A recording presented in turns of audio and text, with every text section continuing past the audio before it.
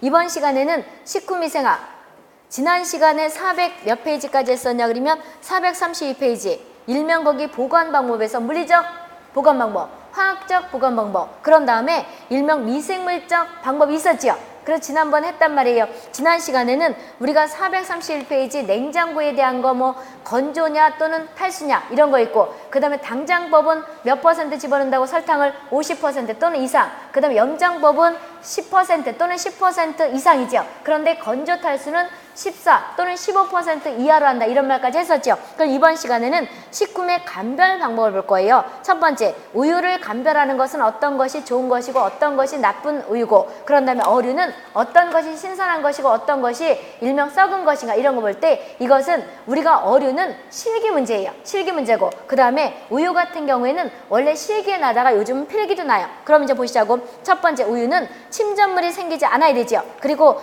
그래야지만 신선하다는 것이고, 우유에 대한 감별 특징은 1차 오염은 쉽게 젖소가 뭐 하는 거예요?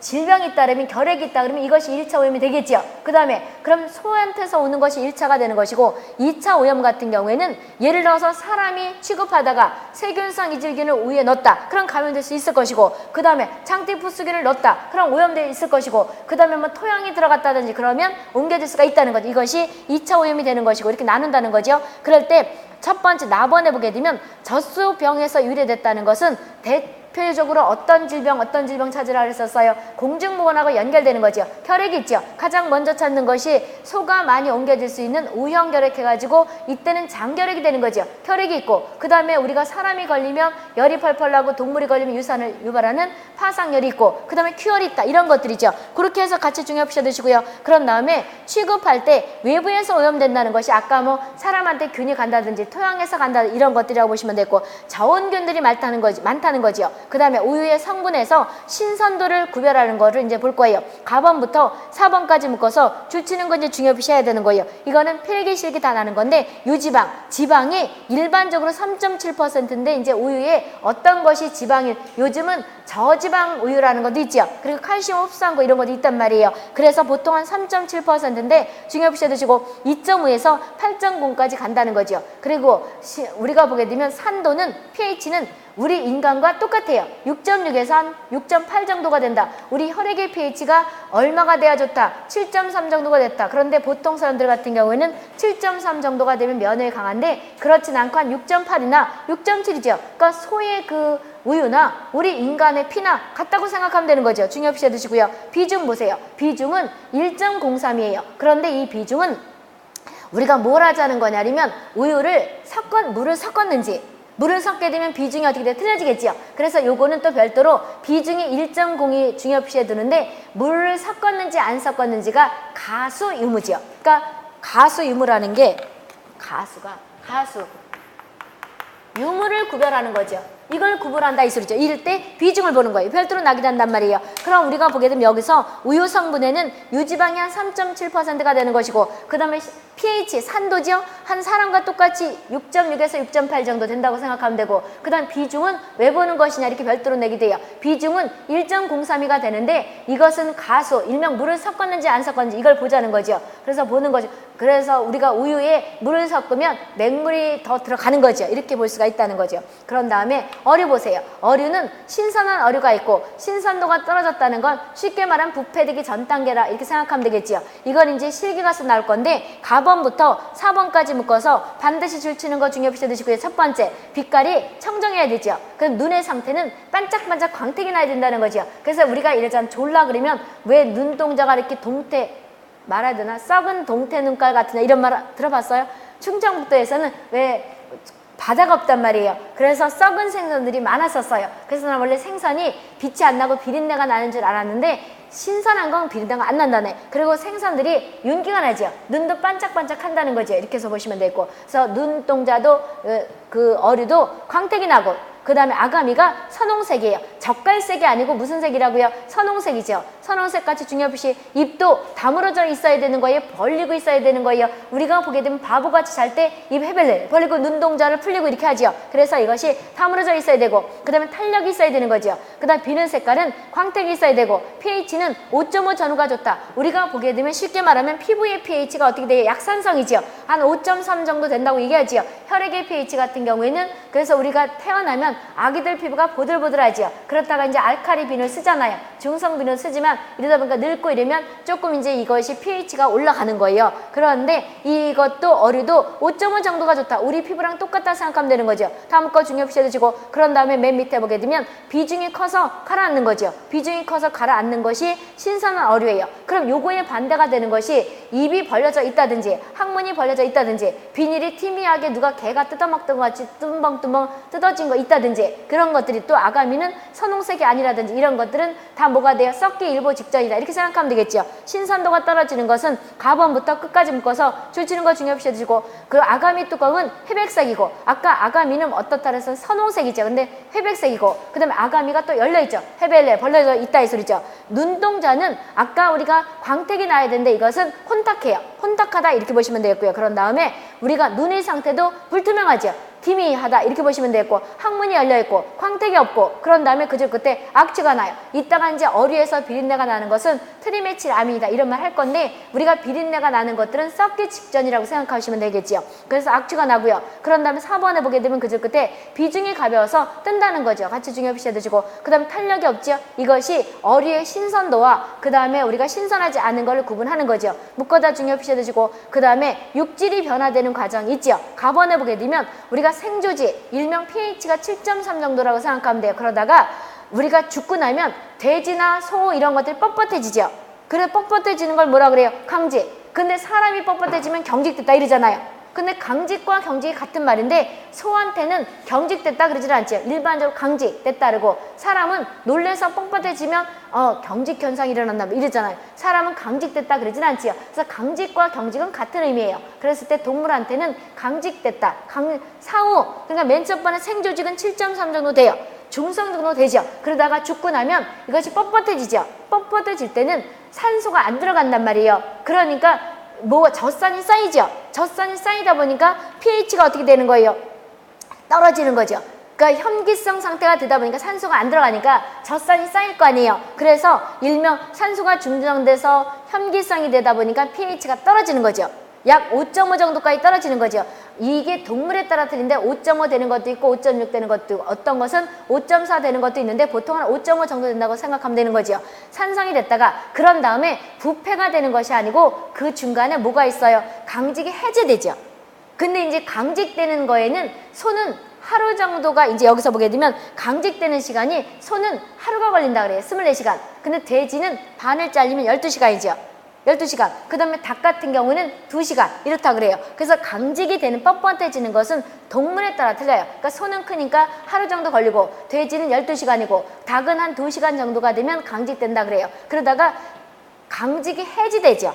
해제가 된단 말이에요. 해제되는 것들이 일명 일주일 정도 걸린다 그래요. 동물에 따라 차이가 있겠지만 그래서 나중에는 이제 뭐가 되는 거냐면 산성이 됐다가 나중에 이제 강직이 풀리고 그럼 다시 또 생조직처럼 됐다가 나중에 썩는 것은 부패가 되는 것은 pH가 올라가는 거죠. 맨 첫 번에 중성 비슷하게 됐다가 산성이 됐다가 그런 다음에 또 어떻게 되는 거예요? 중성이 됐다가 비슷하게 됐다가 그 다음에 어떻게 돼요? 썩기 직전까지 가는 거다. 이 소리는 pH가 11까지 간다는 거지요. 그래서 요거에 대한 자세한 것이 어디에 있냐 그러면 483페이지 있어요. 483페이지 한번 볼래요? 483페이지에 보게 되면 38번에 있죠. 육질의 변질 과정 보세요. 중성은 맨 첫 번에 이제 생조직이죠.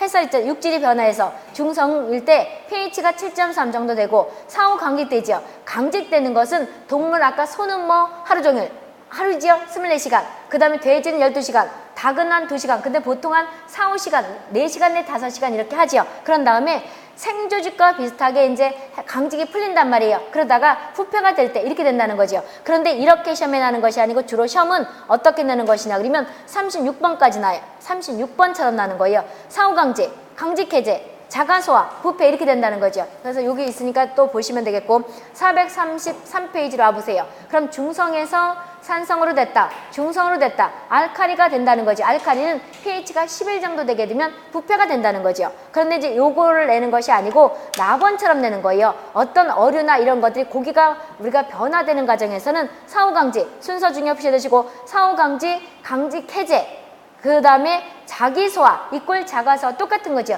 자기소화 이꼴 자가소화는 우리가 보게 되면 바깥에서 이렇게 균이 관여하는 것이 아니고 자체적으로 그 여기 보면 있잖아요. 그러니까 근육 속에 있는 효소에 의해서 이것이 자기소화 이꼴 자가소화가 되는 거죠. 그럼 썩기 전 단계가 자기소화 이꼴 자가소화 그런다 그랬었죠. 냉장고에 집어넣는 이유는 썩는 것을 오래 보관하자는 것이 아니고 썩지 않게끔 한다는 것이 아니고 자기소화를 지연시킨다 이렇게 얘기를 했던 거죠. 자기소화 이꼴 자가소화 그런 다음에 부패가 되는데 이때는 pH가 11까지 간다는 거죠. 순서 반드시 알아두시고요. 중요 표시했고 그 다음에 식품에서 변질이라는 것은 미생물도 관여하는 것이 있고 햇볕이 관여하는 것도 있고 효소가 관여하는 것도 있고 수분이 이렇게 관여해서 식품의 그 성분이 변질되는 거죠. 이것을 일명 식품 변질 그래요. 그런데 이렇게 변질되게 되면 영양가도 파괴되고 맛도 없어지고 손상된다는 거죠. 그럴 때 이름부터 이제 중요 표시하자고요. 용어부터 부패가 있죠. 그런 다음에 변패가 있고 한 장 넘어가서 거기 산패가 있죠. 파류가 있고 이거 지난번에 조금 얘기한 것 같으네. 그런 다음에 이렇게 되는데 첫 번째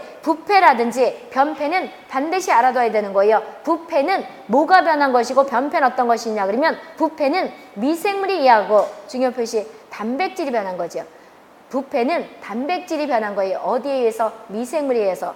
부패가 돼서 중요 표시 아미노산 아민, 암모니아, 그 단백질이 일명 질소 성분이다 이런 말 했지요. 그래서 우리가 여러 가지 이제 암모니아 가스 이런 것들이 나오는 것이 단백질의 주성분을 먹었기 때문이죠. 나온다는 거죠. 중요 표시해 두시고요. 당질은 탄수화물이라고 생각하면 되죠. 단당, 다당 이런 거 들어봤잖아요.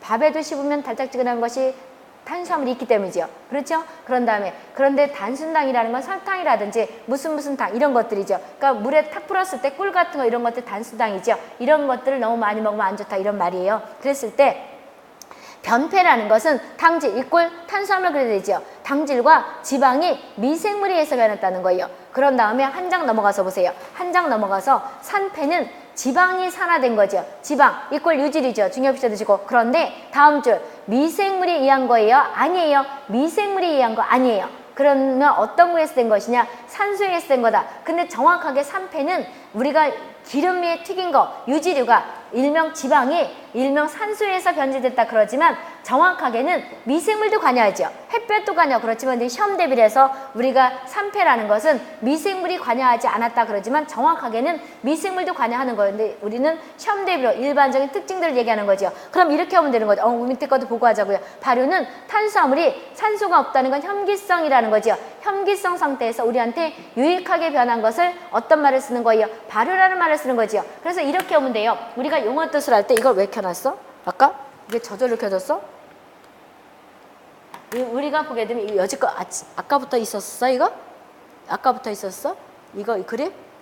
없었어요? 이게 우리가 외울 때 첫 번째 부패가 있고 그 다음에 두 번째 변패가 있죠. 그런데 패자까지 있으면 헷갈려요. 부패는 어떤 게 더 단순해요? 탄수화물하고 단백질하고 외울 때 패자까지 있으면 헷갈린다고. 부패가 더 단순하죠. 그러니까 단백질인가 보다 이렇게 하면 되는 거예요. 그 다음 이것은 뭐가 돼요? 탄수화물. 느낌이 비슷하지 않아요? 이렇게 하면 금방 외운 사람도 있겠지만 남학생들 같은 경우에는 식품 계열 아니면 안 외워진단 말이에요. 그럼 미생물이 관여했는데 부패는 단백질이 변한 것이고 그러니까 아민이라든지 암모니아 가스 이런 게 나오는 것이고 우리 앞에서 질산화 과정 얘기했잖아요. 환경이상학에서 일단 뭐가 돼요? 질소물질 이꼴 유기성질소, 화살표 아미노기스트, 화살표 암모니아성질소, 아질산성질소, 질산성질소 이거 어떤 상태에서 일어난다? 호기성 상태에서 일어난다 이런 말 했던 거죠. 그리고 이것은 탄수화물이 변한 거죠. 그리고 세 번째는 산패는 말 그대로 산소가 관여했나 보다. 어떤 것이 지방이 유지가 이꼴 지방 이럴 거죠. 그런 다음에 네 번째 발효라는 것은 썩긴 썩었는데 다 썩은 건데 유익하게 썩은 거죠. 탄수화물이 이렇게 된 거다. 이렇게 보시면 돼요. 우리한테 유익하게 썩으면 발효라 그러는 것이고 나쁘게 썩으면 부패나 변패다 이렇게 생각하면 되는 거죠. 그럼 이제 됐고요. 용어정이 됐고 그런데 산패는 지방산이 산화된 건데 거기서 나온 물질도 알아둬야 되는 거예요. 알데히드, 케톤, 에스터, 그다음 알코올 이런 것들이 만들어진다는 거죠. 미생물이 관여한 것이 아니에요. 발효는 탄수화물이 산소가 없이 분해된 거지요. 그럼 5번째, 유지의 자동산화. 유지 자동산화에는 하이드로페로사이드 이런 영어들을 한글로 써놓고 외우더니 중어적 읊어요. 이 스페링이 맞아는 틀리는 절대 안 나요. 그러니까 읽을 수 있을 정도는 알 수 있겠지요. 하이드로페로사이드라는 건 중요 표시해 두시고 유지의 자동산화에서 만들어진 거예요.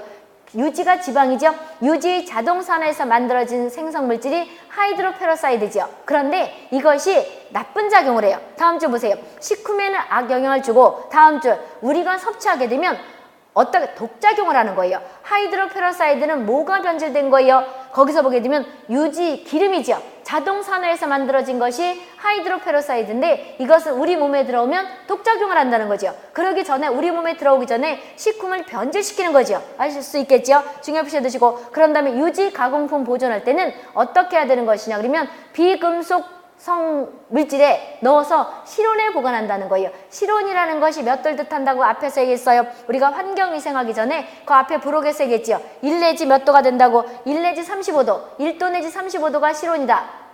그 다음에 뭐 표준온도는 0도다 이런 말 했던 거죠.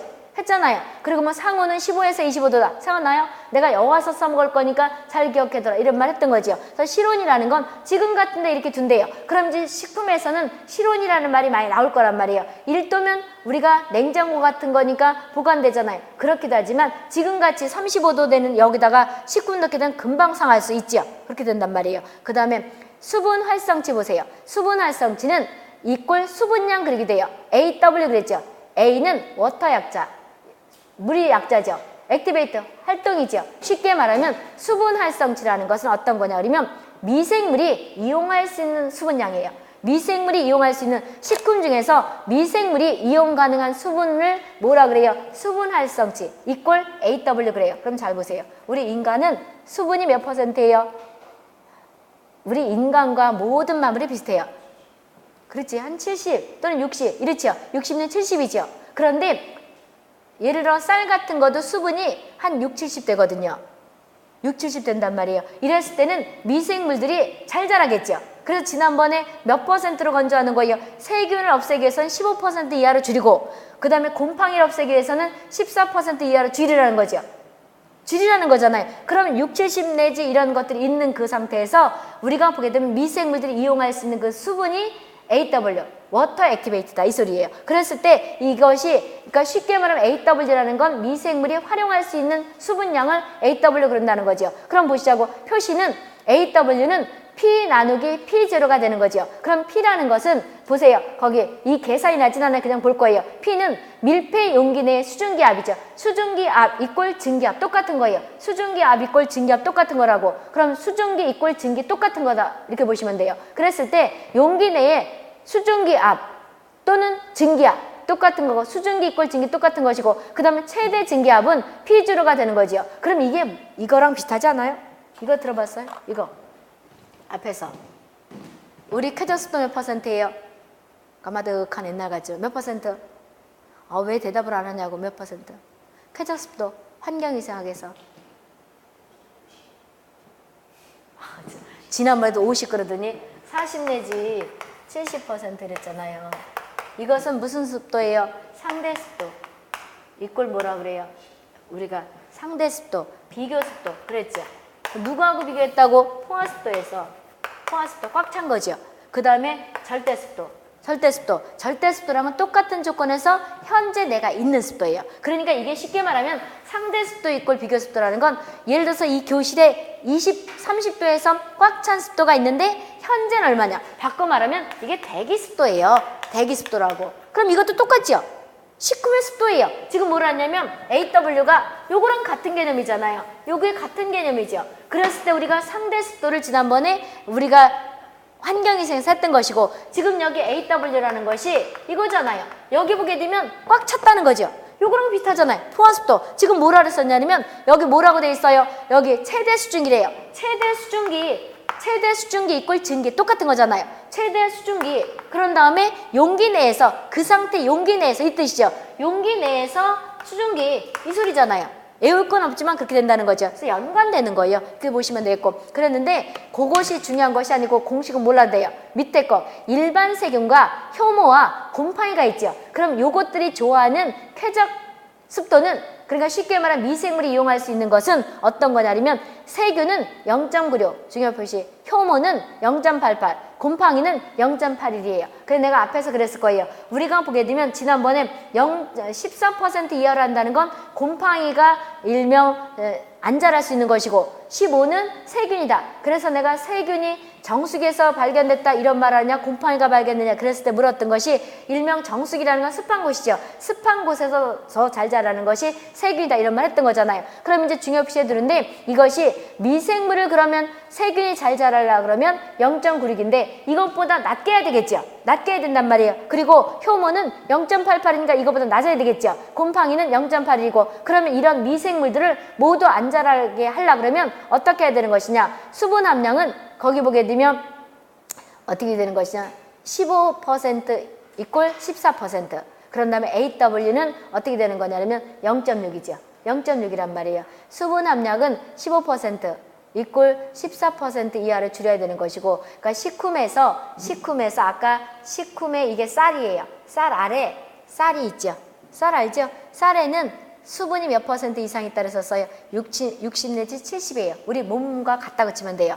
그러니까 잘 자라죠. 그러니까 이걸 물을 빼야 되는 거지. 우리 인간은 물 빠지면 죽죠. 이것처럼 15 내지 14%로 줄여야 되는 것이고, 그 다음에 AW는 얼마가 된다고요? 0.6 또는 우리가 보게 되면 수분 활성치 0.6 또는 0.7. 그럼 곰팡이 같은 거는 0.6이 될 것이고, 그런 다음에 아까 세균은 얼마가 돼요? 0.7 이하가 되면 못 자란다는 거죠. 그 뜻이에요. 아시겠어요? 같이 중요 표시해 두시고, 그리고 나서 그 순서 반드시 외우셔야 되는 거예요. 일반 세균은 0.96, 그 다음에 효모는 0.88, 곰팡이는 0.81. 그런데 이것도 어떤 기질이냐에 따라서, 기질이라는 것은 그 미생물들이 자랄 수 있는, 쉽게 말하면 쌀이 기질, 그 다음에 콩이 기질, 그 다음에 땅콩이 기질, 이런 것들이, 그러니까 미생물이 바탕으로 자랄 수 있는 걸 기질 그런단 말이에요. 그랬을 때 우리가 보게 되면 일반적으로 이제 0.6이나 0.7이면 못 자란다는 거죠. 수분 함량은 15 내지 14가 되는 것이고, 그 다음에 시쿰에 마이크로플라워라는 것이 있죠. 마이크로플라워라는 것은 미생물 집단이에요. 쉽게 미생물 집단이라고 생각하면 되는 거예요. 그랬을 때 다섯 번째, 수분이 많은 곳에서는 아까 수분 활성치가 높았을 때 잘 자라는 것이 세균이에요, 곰팡이에요, 효모예요. 순서가 세균, 그 다음에 효모, 곰팡이 이렇게 순서되는 거죠. 순서 반드시 외우라고. 그랬을 때 마이크로플라워는 수분이 많은 곳에서는 세균이, 끊어보시고 수분이 적은 곳에서는 어떤 것들이 무더기를 잘 자란다는 거예요? 곰팡이죠. 그러면 세균에 비해서 수분이 더 낮은 곳에서 곰팡이가 자란다. 그러면서 마이크로플라워를 형성한다는 것은 미생물 집단을 만든다 이 소리죠. 그렇게 됐고요. 그런 다음에 세균 측정 보세요. 세균을 측정할 때는 균수를 측정하는 방법이 있겠고 균량을 측정하는 방법이 있단 말이에요. 그래서 첫 번째, 우리가 그걸 들어가기 전에 세균 분류가 있죠. 묶어 중요 표시해 두는데 앞에서 환경위생에서 했던 거예요. 묶어 중요 표시, 저온균이 있고 중온균이 있고 고온균이 있죠. 저온균은 몇 도 근처? 10도 근처. 그 다음에 중온균은 우리나라 여름 기온이죠. 25도에서는 35도. 그 다음에 고온균은 배를 합치면 되죠. 한 60에서 또는 65도에서 70도 이렇게 생각하면 되는 거죠. 묶어다 중요 표시해 두시고요. 그 다음에 산소 존재 여부에 따라서 이것도 환경위생에서 했죠. 묶어 중요 표시, 산소를 좋아하는 균, 호기성균 또는 이것을 편성 호기성균 그러기도 한다는 거죠. 그렇지만 편성 호기성균은 잘 안 써요. 그런데 시쿰에서는 혐기성균, 산소를 싫어하지만 편성 혐기성균이라는 말을 잘 써요. 그런데 이것을 우리가 시쿰에서는 편성 혐기성균, 그런 다음에 환경위생에서는 혐기성균 이렇게 쓴다는 거죠. 그 다음에 산소가 있어도 그만 없어도 그만을 어떤 균이라고 그래요? 환경위생 쪽에서는 임의성균, 그런데 여기서는 통성 혐기성균이라는 말 더 잘 써요. 다 알 수 있겠죠? 다 외웠죠? 이거 설명 안 해도 되죠? 다 했단 말이에요. 그 다음에 그럼 이제 미생물에서 일명 세균을 뜻하는 건데 여기서 산소 존재 여부에 따라서 호기성균, 산소 좋아하는 거 또는 유리 상태의 산소를 좋아하는 거 이거 얘기했던 거죠? 산소를 싫어하는 거 혐기성균, 산소가 있어도 그만 없어도 그만은 일명 임의성균, 그 다음 온도 존재에 따라서 저온균, 중온균, 고온균 이거죠. 이거랑 또 혼돈하지 말아야 되는 거예요. 우유살균과 저온살균과 고온살균과 초고온순간살균 이거랑 혼돈하면 안 되는 거죠. 그런 다음에 이제 아까 세균을 측정할 때는 균수를 측정하는 것이 있고 균량을 측정하는 게 있다 그랬었죠. 균수는 총균수를 측정할 때는 현미경을 가지고 해요. 중요 표시 드시고 총균수를 측정할 때는 뭘 한다고요? 현미경을 가지고 하죠. 중요 표시. 균양을 측정할 때는 중간에 그럼 이제 현미경 같은 게 나중에 있을 거란 말이에요. 돋보기 비슷하게 생긴 것도 있고 여러 가지가 있을 텐데 균양을 측정할 때는 중간에 원심 분리기를 이용을 해서 침전시킨 균의 최적 등을 측정하는 방법이 있지만 이것보다는 최근 들어서 광전 광도계를 많이 써요. 그래서 균량이 많다는 건 탁도가 그거 쉽게 말하면 색깔이 이렇게 예를 들어서 김가루 풀면 이게 탁도가 높은 거예요, 낮은 거예요? 높은 거죠. 그럼 균도 많으면 탁도가 있을 거 아니에요. 이거를 더 많이 한다는 거죠. 실제로는 우리가 보게 되면 간편한 방법으로서는 광전도계를 사용하는데 탁도를 가지고 한다는 거죠. 균들이 많으면 눈으로도 보이지 않더라도 탁도 정도가 있을 거 아니에요. 이런 것들 가지고. 그래서 우리가 이거 봤어요? 쉽게 생각해 보세요. 엄마가 이제 물을 끓여놨단 말이에요. 끓여놨는데 그것을 바깥에 놓게 되면 그러니까 우유빛 같은 게 나죠. 난단 말이에요. 안 봤어요? 보라고 어디 갔다 올 때 이제 바깥에 내놓고 갔단 말이에요. 그럴 때 이렇게 보게 되면 무슨 우유도 아닌데 뿌얘졌단 말이에요. 그 다음 맹물도 갖다가 수돗물도 갖다 놓게 되면 한참 있다 보게 되면 뿌얘져요. 그게 미생물들이 자랐기 때문이에요. 눈으로 미생물이 보이진 않지만 탁도가 높아진 거죠. 이런 걸 가지고 한다는 그런 의미예요. 그런 다음에 세균 증식 곡선 앞에서 했죠. 중요 표시 드시고 첫 번째 유독이죠. 화살표 이거 안 그리면서 해도 되죠. 실기가 써 있을 거니까 안 그려도 되죠. 앞에서 그렸단 말이에요. 유독이 이게 세포 분열 단계죠. 두 번째 어떻게 돼요? 대수기. 우리가 환경위생에서 처리할 때 이거잖아. 이거란 말이에요. 이거란 말이에요. 유독이, 그 다음에 대수기, 그 다음에 정지기, 이꼴 감수기, 삼열기 이거죠. 유독이, 그 다음에 대수기, 이거 유기물량이 가장 많이 분해되는 거죠. 그 다음에 이걸 정지기, 이꼴 감소 성장 단계, 이거 삼열기, 이꼴 내혹 단계, 이게 했던 거죠. 순서 이거란 말이에요. 그럼 식품에서 유기물이 가장 많이 분해되는 것을 식품은 찾는 것이고 환경위생에서는 2차 처리를 옮기는 것이 어떤 것이냐? 삼열기다. 이런 것들이 똑같은 거예요. 그렇다고 보시면 되겠고. 그런데 중요 표시했고 이건 실기 필기 다 잘라는 거예요. 식품에서는 유기물을 많이 분해하는 곳 찾아라. 이걸 주로 내는 거예요. 어디예요? 대수기가 되는 거죠. 중요 표시했고요. 그 다음에 미생물 배양 보세요. 미생물 배양은 잘나진 않지만 잘 보세요. 실기 가서 작년에 한 번 났기 때문에 또 볼 건데 잘 보세요. 배양이라는 건 쉽게 해서라면 배지라는 거 들어봤죠? 아까 기질은 내가 만약에 아니 내가가 아니지 내가 세균이니까 세균이 어떤 곡물 가져가는 쌀이 있고 그런 다음에 벼가 아니 쌀이 있고 보리가 있고 콩이 있죠. 그럼 콩에서 자란다 그런다면 어떤 균이 콩을 가지고 한다 쌀을 가지고 한다면 쌀이 기질이 되는 거예요. 콩이 또 기질이 되는 거예요. 그 다음 배양을 한다는 것은 키워본다는 거예요. 그럼 배지라는 것은 그 균들이 자라는 환경을 만들어주는 거예요. 알 수 있겠어요? 그래서 뭐 한천을 쓴다든지 혈액을 넣어서 만든다든지 그 균들이 자랄 수 있는 그 환경을 만들어주는 것이 배지고 그 다음에 배양을 한다는 건 키워본다는 거예요. 알 수 있겠어요? 그거예요. 그럼 이제 보자고. 그럼 여기 미생물 배양에는 배지는 균이 자랄 수 있는 환경을 만들어주는 거죠. 첫 번째 보세요. 배지 구성 성분에는 병원균을 분리하거나 연구를 하기 위해서 실험실에서 이걸 보는 거죠.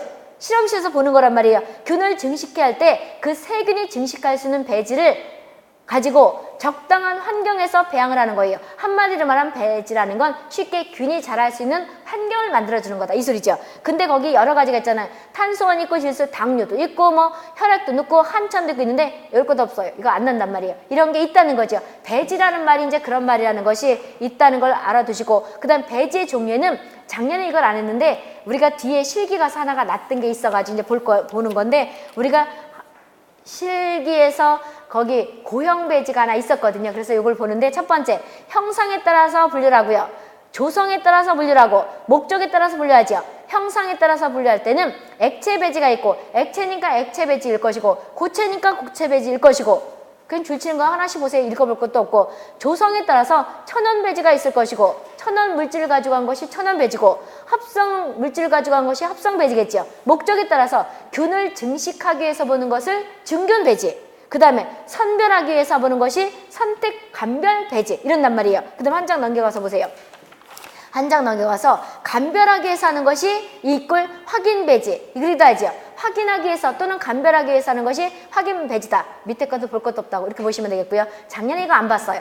한 번도 안 나더니 실기 가서 이제 볼 건데 워밍업으로 조금 보는 거예요. 배양법 보세요. 배양법에서는 첫 번째 분리 배양법이 있고 순수 배양법이 있지요. 근데 분리 배양법에서는 평판 배지에 도말하는 방법, 도말하는 방법에서 보통 한천 배지를 가지고 하는데 배양한다는 거죠. 그때 백금 루프 이꼴 백금이 기우비계 같이 생긴 거를 백금이 이꼴 백금 루프 그런다 이 소리죠. 순수 배양에서는 획선 배양이 있고 천자 배양이 있고 액체 배양이 있다는 거죠. 그때 획선 배양은 첫 번째 그 끝에 보세요. 화염 멸균이라는 건 쉽게 알콜 램프 같은 데 하는 거죠. 백금이 이꼴 백금 루프를 가지고 이제 그 화염 멸균 시킨 거죠. 그러니까 알콜 램프를 못 봤으면 촛불에다 갖다 이렇게 기우비 갖다 놓다가 치면 되잖아요. 이거를 백금이에 균을 따서 사면 아래쪽에다가 접촉시키고 한 선을 긋고 지그재그 중요시 해두시고 지그재그로 도말하고 지그재그로 도말한다가 다 붙인다는 거잖아요. 그러면서 하는데 바꿔 말하면 획선 배양이라는 것은 백금이 이꼴 백금 루프로 지그재그로 긋는다는 거죠. 이게 중요한 거예요.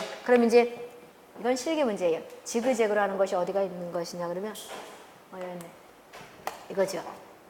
지워야지 나오네. 이거가 환경위생에서 나고요. 저걸 안 가져왔네. 작대기를.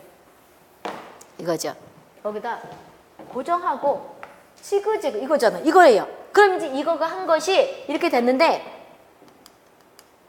이거잖아요. 이렇게 순서를 찾으라는 것이 일명 요 순서가 일단하고 나서 이거 지그재그 이렇게 한다는 거. 그럼 1번, 2번, 3번 이거란 말이에요. 이거예요. 그럼 이거가 아까 어떻게 돼 있었냐 그러면 이 순서를 이제 내라 그러는데 이거를 처음부터 한 것이 이거란 말이에요. 1번, 2번, 3번, 이게 3번이, 이게 3번이, 이게 맨 끝에 게, 요거란 말이에요. 이렇게 한 것이 4번이 되는 거예요. 그럼 요거를 1번, 2번, 3번, 4번, 1번, 2번, 그 다음에 요거 3번. 그런 다음에 요게 4번이 된다는 거죠. 요거를 아까 이제 시험 낼 때는 요렇게 순서를 찾으라는 것이 아니고 이렇게 낸단 말이에요. 그리고 나서 순서 찾아라. 그렇다면 순서가 어떻게 되냐. 요게 조금 잘못 그려졌는데 요것이 1번, 2번, 3번, 4번. 여기는 이제 이렇게 조금 이렇게 됐다는 거죠. 이 그림에 이것을 지그재그 한다는 거죠. 도말 갖다 칠한다는 거죠. 이거예요. 이렇게 보시면 되겠고. 그래서 요 그림이 백금이 가지고 기우비계 알 수 있겠죠? 기우비계 백금이 봤잖아. 백금으로 똑같은 거다 이렇게 기우비계 생긴 것 같이 돼가지고 막대기 실기 가서 찾는 거 이거 균 따는 거 이거다 이렇게 보시면 되겠죠. 그래서 지그재그로 한다는 거 중요 표시해 두시고 그런 다음에 실기책 가면 거 있어요. 우리가 찾아보시라고 이렇게 되는 것이고 그런 다음에 천자 배양은 수직으로 천자한다는 거죠. 수직으로 천자한다는 것이고 액체 배양법은 소량의 균을 배지 중에 넣는 걸 할 때 한다는 것이고 그 다음에 부패 판정 보세요. 여기서 부패는 단백질만 의미하는 거 아니에요. 아까 용어 정의에서는 부패는 단백질이 미생물에서 변한 것이고 변패는 탄수화물과 지방이 변한 것이고 산패는 유지가 일명 산소에서 변질된 거 이랬지만 이때 부패는 아니에요. 이때 부패는 뭐가 되냐 그러면 단백질 들어가고 그러니까 쉽게 말하면 여기서 부패는 썩었다는 그런 의미예요. 알 수 있겠어요? 여기 양가로 6번째 부패는 썩었다는 의미다 이렇게 생각하면 되는 거예요. 그럼 첫 번째 보세요. 부패는 단백질, 유기물질 이런 것들이 변화된 건데 단백질이 변질된 것을 주로 이제 의미하지만 여기서는 그런 의미가 아니라고 보도 된다 이 소리죠. 기온과 습도와 pH 이런 것들이 영향을 주죠. 부패 판정에는 그 영어도 중원적으로 읊어야 되는 거예요. 메탄이 있죠. 메탄이 있죠. 첫 번째가 메탄이고 두 번째는 황화수소지요. 그런 다음에 메르카탑 나오죠. 시궁창 냄새. 메르카타, 그 다음에 함질소화물, 영어 같은 것들 미생물이 이제 조금 나올 거예요. 근데 미생물이 의외로 쉽다니까 왜 그러냐면 바꾸질 못해요. 그러니까 그 영어가 있더라도 중어적 읊으라고 그럼 의외로 쉽다니까 영어가. 그래서 이것이 함질소화물 이런 것들이 있다는 거죠. 초기 부패 판정에는 가번부터 이제 우리가 볼 건데 첫 번째 관능법이 있고 물리적이 있고 화학적이 있지요. 그럼 이제 미생물이 있는데 첫 번째 우리가 가장 쉽게 볼 수 있는 것이 관능법이에요. 내 관성이라는 게 우리 오감 있잖아요. 눈으로 보고 그 다음 눈으로 봐서 썩었는지 알 수 있겠죠. 그 다음 만져보고 촉으로 알 수 있죠. 냄새 후각 알 수 있죠. 관능이라는 건 인간이 가지고 있는 거. 내 앞에서 환경위생에서도 바람도 관성이 있다 이런 말 했던 거죠. 가장 먼저 할 수 있는 것이 관능 검사죠. 중요 표시. 그럼 관능은 부패 판정의 가장 기본이 되는 거예요. 중요 표시해 두고 그럼 어떻게 이걸 보는 것이냐. 후각으로 냄새 맡지요. 미각으로 맛보죠. 다 중요 표시. 그럼 관능 검사에는 어떤 게 들어갈 것이냐. 냄새, 맛, 외관, 색깔, 조직 상태 변화 알 수 있겠죠? 이게 가장 기본이에요. 중요 표시. 그런 다음에 물리적 판정에서는 안나드인 장년을 같이 섞어놨대. 보니까 경도, 중요 표시, 점도, 탄성, 색도, 탁도, 전기정 이런 것들이 물리적인 거죠. 근데 가장 먼저 외워야 될 것이 관능 검사예요. 그러니까 우리 오감을 생각하면 되는 거예요. 눈으로 보고 맛보고 냄새 보고 그다음 눌러보고 이런 것들이라고 보시면 되고 점도나 점도 특히 중요 표시 끈적끈적한 이런 점도 있죠. 탁도, 색도, 경도 이런 것들은 물리적인 거죠. 그 다음에 화학적인 것은 우리가 못 들어봤던 영어 말이라고 생각하면 돼요. 화학적은 중요 표시해 두시고요. 트리메치라민 내가 아까 트리메치라민 무슨 말 했었죠? 트리메치라민은 비린내의 주성분이에요. 트리메치라민 중요 표시. 그런 다음에 휘발성 염기질소, 휘발성 트리메치라민은 항상 나는 거예요. 그런데 휘발성 염기질소는 작년에 또 났대. 휘발성 염기질소, 그 다음에 휘발성 유기산, 질소가스, 히스타민, 그 다음 pH값, 그런 다음에 K값 이런 것들이 있죠. 그런데 휘발성 염기질소에서는 또 알아둬야 될 것이 있어요. 아민유라든지 암모니아 이것도 일명 뭐 화학적 판정에 쓰는 거죠. 그럼 이제 트리메치라민 비린내의 주성분 이거 수없이 할 거예요. 비린내의 주성분은 썩었다는 거에서 대표적으로 트리메치라민이 나오기 때문에 비린내를 유발한다 그래요. 나는 원래 고기가 비린 건 줄 알았던 이런 물질 나오면 화학적으로 비린내를 낸다는 거죠. 휘발성 염기질소, 휘발성 유기산, 질소가스, 히스타민, pH값, K값 이런 것들이 있죠. 그리고 나서 아민은 그 영어가 기억번에 아민이잖아요. 아미노산의 탄산 반응으로 생성되는 것이고 트리메치라민 그거 있죠. 니은번 중요 표시 비린내의 주성분이 어떤 거예요? 우리 화학 판정 중에서 트리메치라민이죠. 트리메치라민이 수없이 나올 거라 그 영어가 트리메치라민이잖아요. 중요 표시해 두시고 그런 다음에 그런 화학적 판정 그 다음에 관등 방법 봤지요. 그 다음에 지금부터는 미생물에서 판정하는 걸 할 거예요. 미생물 판정에는 첫 번째 1g당 세균수가 10의 8승이라는 것은 일명 뭐가 되는 것이냐 그러면 1억 마리인가 10억 마리인가 한번 쳐봐야 되겠네. 동그라미가 8개죠. 요거 이제 내고 이것이 쉬었다는 것은 우리가 부패가 됐다는 것은 1g당 미생물 1g당 10의 8승이에요. 10의 8승 또는 10의 8승 이상이면 우리가 쉽게 눈으로 봤을 때는 밥 같은 거를 이렇게 진이 난다는 것이고 냄새를 맡아보게 되면 쉰내가 난다는 거예요. 그래서 여기서 부패라는 건 단백질뿐만이 아니고 일반적으로 썩은 걸 얘기한다는 거예요. 그럼 우리가 밥 같은 걸 내비두게 되면 보온밥통에 내비뒀다가 나중에 보게 되면 쉰내가 나는 걸 미생물을 이제 살펴보게 되면 몇 마리 정도가 된다는 거예요. 10의 8승. 어떤 건 10의 7승 그러기도 한데 우리는 일반적으로 10의 8승을 잘 내요. 그럼 10의 8승 없으면 어떤 거 찍어도 돼요? 10의 7승 쳐도 된다는 거죠. 그럼 10의 8승이라고 쳤을 때는 이것이 몇 마리가 한번 보자고요. 10의 8승 동그라미가 2개, 3개, 4개, 5, 6, 7, 8 일십, 백, 천, 만, 십만, 백만, 천만, 1억 마리라는 거죠. 이것이 쉰내가 난다는 걸 현미경으로 보게 되면 1억 마리 또는 1억 마리 이상 이렇게 된다는 거죠. 1g당 이렇게 되면 썩었다고 볼 수 있다는 거죠. 이렇게 보시면 되겠고 그 다음에 우리가 보게 되면 안심할 수 있는 것은 어떤 식품에 따라 틀려요. 10의 5승이죠. 밑에 보세요. 우리가 보게 되면 초기 부패 판정을 이제 우리가 볼 때 여기서 10의 8승인데 세 번째 줄 보세요. 니은번에 생균수를 측정했을 때 균수를 측정했을 때 신선도 여부를 알자고 생균수를 측정하는 것이고 그럼 균량을 왜 측정하는 거예요? 신선도를 알아보자고 하는 거죠. 중요 표시하고 근데 안심할 수 있는 것은 식품에 따라 틀리겠지만 우린 시험 대비를 했을 때 이것은 부패했다는 것이고요. 그 다음에 안심할 수 있다는 것은 식품에 따라 틀리겠지만 10의 5승이에요. 10의 5승이라고. 10의 5승이면 이걸 몇 마리 뜻하는 거예요? 동그라미가 5개죠. 그럼 동그라미 5개니까 몇 마리요? 1, 10, 100, 1000, 만. 뭐요? 동그래. 1, 10, 100, 1000, 만, 10만. 10만 마리죠. 10만 마리 이하 또는 10만 마리 정도면 우리가 안심, 이건 이하로 해야 되겠죠. 이하로 하게 되면 안심할 수 있다는 것이고 이거는 10억, 아니 1억 마리 또는 뭐가 되냐 그러면 하나가 또 빠질 수가 있겠지. 이럴 때는 썩었다고 보는 거예요. 그럼 물어보자고요. 식중독은 질문가요. 고개 숙이지 말고 식중독은 몇 마리가 있을 때 식중독이 발생할 것 같아요? 첫 번째 10의 8승, 두 번째 10의 5승, 세 번째 10의 6승. 첫 번째 10의 8승, 그다음 두 번째 10의 6승, 세 번째 10의 5승. 그러면 식중독을 유발할 수 있는 건 어떤 거예요? 예를 들어 1번, 2번, 3번. 그런데 동영상이 쟤네들 왜 대답을 안 해? 그럴 거 아니에요. 어떤 거예요? 1번이에요? 2번이에요? 3번이에요? 이거? 이거? 여기는 저 학생들은 이거라는데 여기는 이거 맞아요. 왜 그러냐면 우리가 푹푹 썩은 걸 안 먹죠. 미치지 않은 다음에는. 정신줄 놓은 사람 아닌 다음에는 푹 이거는 쉰내가 난다 그랬잖아요. 지금 거기 그랬네. 우리가 10의 8승은 무슨 냄새가 난대요? 쉰내가 난다. 그럴 때 눈으로 봤을 땐 진이 날 수 있다는 거예요. 그런데 보통 사람들이 그 냄새 나고 진 나는 걸 먹진 않지요.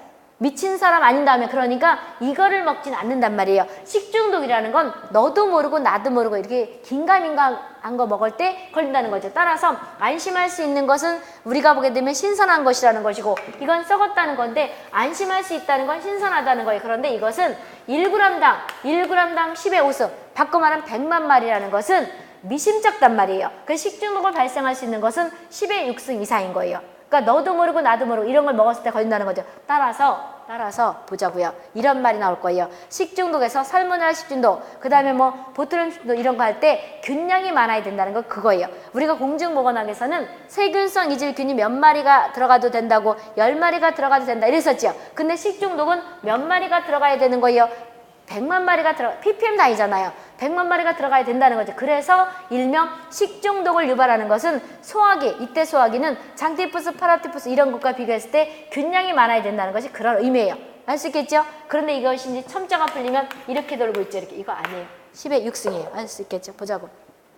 같이 알아두시고 그 다음에 세균학적 검사 보세요. 세균학적 검사에서는 총균수가 있겠고 아까 있었던 게 또 한 번 있는 거죠. 생균수가 있겠고 대장균이 있죠. 그럼 총균수는 첫 번째 끝에 보세요. 세균수를 직접 현미경으로 측정하는 거예요. 현미경으로 측정한다는 거지요. 있고 중요 표시하고 생균수는 페트리디시가 있죠. 페트리디시 많이 들어봤을 거예요. 페트리디시를 사용을 해서 표준 한천 배지 여기에다가 사람 체온과 비슷하지요. 35도에서 48 플러스 마이너스 일명 이것이 이틀이죠. 플러스 마이너스 3시간에서 집락수를 계산하는 거예요. 집락수라는 게 균무더기라는 거죠. 그랬을 때 일명 이 집락수를 계산할 때는 콜로니 카운터라는 걸 써요. 쉽게 돋보기 같은 거 생긴 게 있단 말이에요. 그런 걸 보여줘요. 페트리디시는 뭐고 근데 그 밑에 줄부터 치고 페트리디시는 중요 표시도 치고 쉽게 말하면 플라스틱 통이에요. 플라스틱 통. 플라스틱으로 만들었으면 플라스틱 뚜껑이 있는 통이고 그 다음에 유리로 만들었으면 유리 뚜껑이 있는 통을 일명 뭐라 그래? 얇은 유리나 플라스틱으로 만든 투명 재질의 접시 근데 뚜껑이 있다는 것이 페트리디시죠. 그럼 이제 이것을 실기 가서 찾아야 돼요. 실기 가서 이거 보게 해줄게 되면 뭐 했죠? 아까 이게 콜로니 카운터예요. 그럼 이제 콜로니 카운터에서 이게 실제 시험은 이렇게 나요. 이게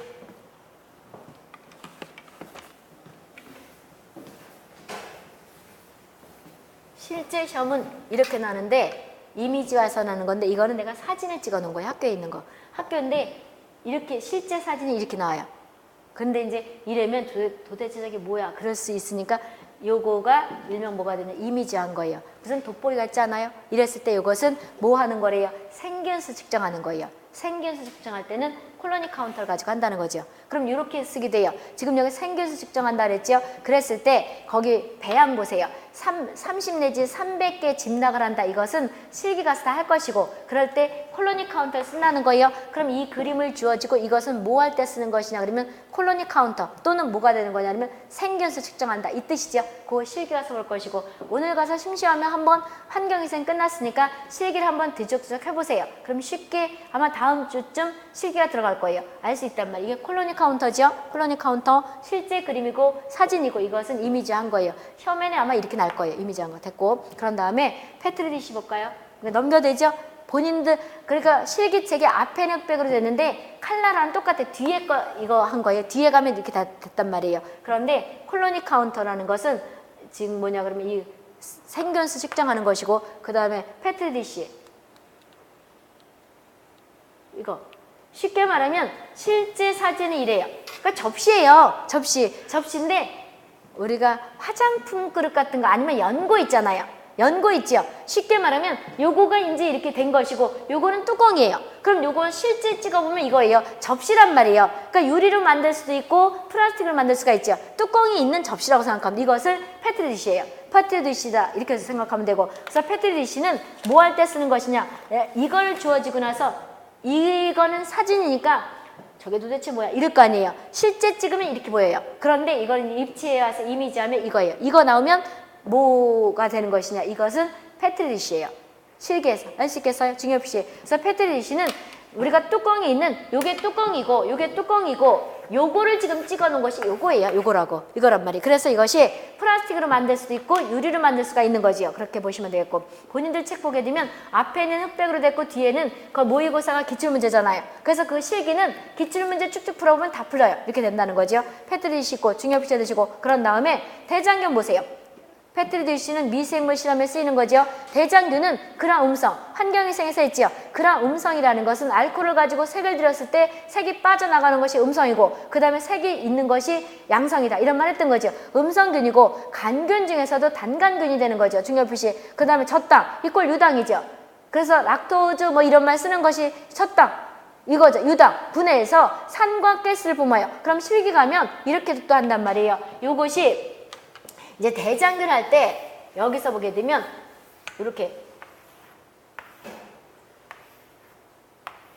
이렇게 있어요. 이랬을 때 요게 뭐가 이렇게 가스가 이렇게 나와요. 가스가 나올 때 요 가스가 어떤 것이냐? 젖당을 분해하면 이게 젖당, 이게 다 탄수화물 계열이잖아요. 그러니까 어떤 게 나와요? CO2가 나오겠죠. 이렇게. CO2가 나오는 걸 찍어야 되는 거예요. 실기 가면. 그래서 산과 가스를 발생하는데 이때 가스가 대장균 실험할 때 CO2가 나온다는 거예요. 그 뜻이고. 그런 다음에 다음 줄 보세요. 대장균을 검출되는 의미는 물에서 우리가 가장 중요한 것이 앞에서 환경위생에서 얘기했죠. 예를 들어서 대장균은 어디서만 자라요? 대장에서만 자라죠. 바깥에 자란다 안 자란다? 안 자란다. 그 다음에 실험이 간단하다. 그렇지만 하나 찍으려면 소화기균이 있나 없나를 추측할 수 있다. 왜? 소화기균보다는 오래 살기 때문에. 이 말이죠. 여기도 마찬가지예요. 그래서 이것이 대장균이 음용수에서 또는 물에서 이렇게 검출됐다 그러면 그 이유는 대장균이 검출되면 병원성 미생물이 생존할 수 있다는 거죠. 이때 병원성 미생물은 어떤 걸 뜻하는 거예요? 소화기예요? 호흡기예요? 소화기를 뜻한다. 그래서 앞에서 소화기 세균보다는 오래 산다. 바이러스보다는 늦게 일찍 죽지 마.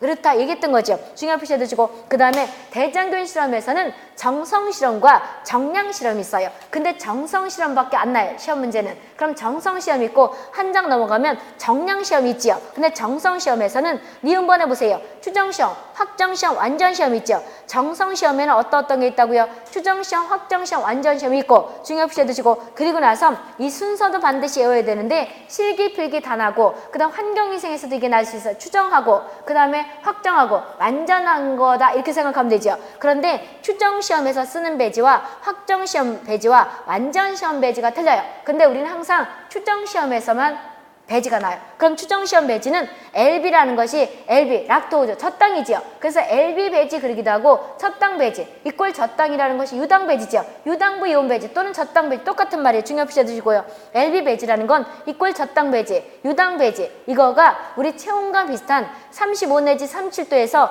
하루지요. 24시간 플러스 마이너스 2시간 다 중요 표시해 주시고 여기에서 가스가 나와요. 이때 가스는 CO2다 이런 뜻이에요. CO2가 나오면 대장균이 있는 것 같다. 추정할 수 있다는 거죠.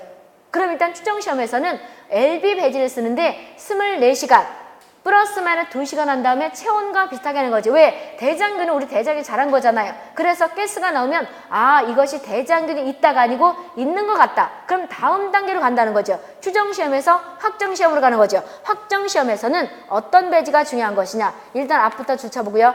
추정 시험에서는 확정 시험에서는 추정 시험에서 가스를 본 발효관으로부터 BGLB 배지로 발효관으로 옮겨서 온도는 똑같지요. 온도는 35 내지 그 다음에 37도에서 하루가 더 간 거죠. 이틀이 되는 거잖아요. 그러니까 48 플러스 마이너스 하루가 더 갔으니까 3시간인가 보다. 이렇게 연결시키면 되죠. 가스가 나오면 우리가 이거를 또 EMB 배지 한 천에나 또는 엔도 배지에 도말해서 그저 그때 대장균 진락을 증명할 수 있을 경우에는 확정 시험이 양성이다. 일명 대장균이 더 확실하게 있는 것 같다. 그러는 거죠. 그런데 그리고 나서 이제 완전 시험으로 옮기는 건데 이때 중요한 것이 확정 시험에서는 거기 보게 되면 우리가 BGLB 배지도 쓰고 EMB 배지도 쓰고 그랬죠.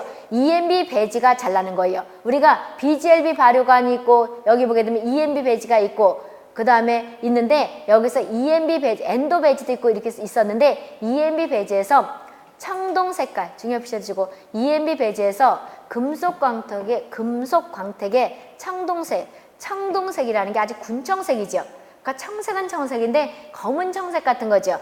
청동 색깔의 집락이 나타나면 확정시험은 뭐로 본대요? 양성으로 본다는 거죠. 아까 추정시험에서는 LB배지에서 우리가 24시간 플러스 마이너스 2시간 하고 온 기온은 35도에서 37도로 내비뒀을 때 가스가 발생하면 양성인 것 같다. 그리고 나서 EMB 배지로 이제 옮겼어요. EMB 배지로 옮겨서 일명 하루를 더 얹은 거죠. 48 플러스 마이너스 3시간에서 일명 거기에서 며칠을 48 플러스 마이너스 3시간. 그런 다음에 온도는 몇 도? 우리가 똑같이 35는 37도죠. 했을 때 우리가 EMB 배지에서 금속 광택에 청동 색깔이 나타나면 이 확정 시험은 뭐로 본다는 거예요? 일명 있는 것 같다. 양성이다 이 소리죠. 그럴 때 금속 광택의 청동색이라는 건 어떤 거냐 그러면 여기서 없는데 이거 왔으니 일단 이거 조금 더 이렇게 나와요. 그러면 이것은 검은색 비슷하거든요. 이게 금속 광택의 청동색이에요. 여기에 이렇게 오늘 실기 가서 보세요. 이것이 환경위생에도 있고 식품에도 있어요. 이렇게 새카만 거. 그러니까 이렇게 동그랗게 그려가지고 새카맣게 그려놓은 것이 금속 광택의 청동색이에요. 그럼 이것을 청색을 그려놓으면 누구나 알겠죠. 그러니까 이것이 EMB 배지를 썼을 때 대장균이 있는 것 같다 이 소리예요. 양성이다 이럴 때 이렇게 그림을 동그랗게 그려놓고 새카만 걸로 꼭꼭 찍어놓으면 이건 뭘 뜻하는 거예요? 이것이 EMB 배지에서 청동 색깔이라 이 소리예요. 금속 광택의 청동색이다 이 소리죠. 그랬을 때 확정 시험에 쓰는 거예요. 아니면 이걸 써놓고 나서 이 색깔은 무슨 색이라고? 금속 광택의 청동색이라는 거예요. 근데 이렇게만 주로 나지만 바꿔서 할 수 있겠죠. 그럼 이것은 어느 시험할 때 하는 것이냐? 추정시험이냐? 확정시험이냐? 아직 그렇게 내진 않았지만 이 그림을 가지고 이 색깔을 찾아라 그러면 항상 금속 광택의 청동색만 나섰지만 만약에 내가 출제를 들어간다면 바꿔서 낼 수가 있겠죠. 추정시험에 쓰는 것이냐 아니면 이 그림은 확정시험이냐 완전이냐 그럼 어떻게 되는 거예요? 추정시험이 아니고 확정시험이 된다는 거죠. 할 수 있겠어? 이렇게 바꿔낼 수가 있겠죠. 중요 표시하고 완전시험에는 엔도 배지나 EMB 배지를 쓸 수 있다는 거죠. 이렇게 보시면 되고 정량시험은 거의 안 나요. 안 난다고. 그러면 우리가 보게 되면 지금 여기에서 본 것이 어떤 거였었냐 그러면 오늘 본 것이 오늘 문제도 풀었어야 되는데 세균수 측정할 때 중요한 것이 근데 그거 하기 전에 우리가 보게 되면 앞에서 했던 것 중에서 내일 빔 프로젝트 또 쓰기 전에 고압증기 멸균법을 보자고. 고압증기 멸균 사진기에서 우리가 지난번에 봤나 모르겠지만 고압증기 이게 소시예요. 쉽게 말하면 오토크래브라고. 그런데 여기서 내일 또 해야 되겠구나. 어차피 내일 봐야 되겠네. 틀었으니까. 그러면 내일 보지 말고 지금 다 볼까요? 이거라고. 봐보세요. 고압증기 멸균법에서 이게 고압증기 멸균 이미지한 거예요. 그런데 이건 실제 사진이에요. 사진이라고. 그래서 고압증기 멸균법을 학생들이 보기 좋게 이미지한 건데 이것이 손잡이에요. 손잡이. 지난번에 얘기했던 건 손잡이고 지난번에 보지 않았어요? 똑같은 거예요. 그래서 고압증기 멸균법은 몇 도에서 몇 리브라 몇 분?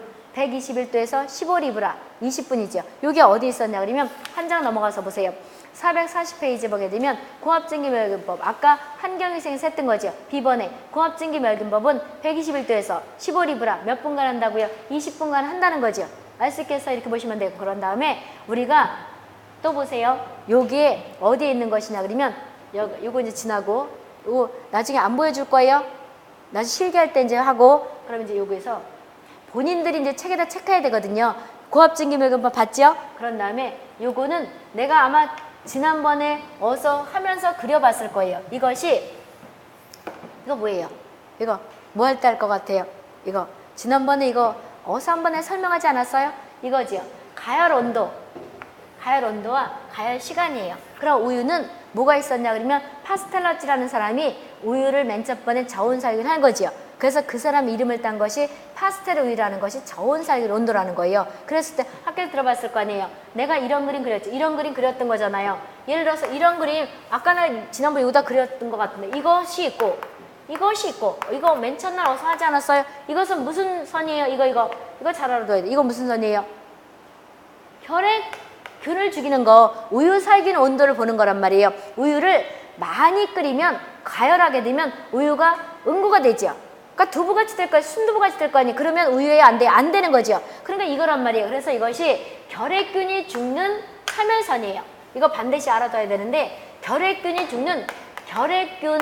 죽는 사멸선이에요. 그럼 요것은 어떤 것이냐 그러면 요 선은 아랫선은 결핵균이 죽는 선이고 그 다음에 우유를 오래 가열하게 되면 뭉글뭉글해져 가지고 무슨 크림같이 되죠.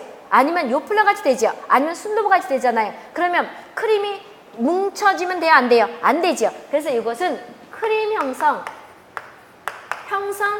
저지선이란 말이에요. 그럼 크림 형성 저지선과 결핵균이 죽는 요 선을 한 여기에서 끊으라는 거죠. 그럼 결핵균이 죽었다는 건 모든 균들 다 죽었다는 거죠. 그 다음에 너무 또 오래 하다 보게 되면 크림이 뭉쳐지니까 이거가 크림이 형성 안 되도록 하는 요선이에요. 그럼 요선을 뭐라 그러냐면 중간대라 그러는 거죠. 그럼 이제 실기에는 수없이 난단 말이에요.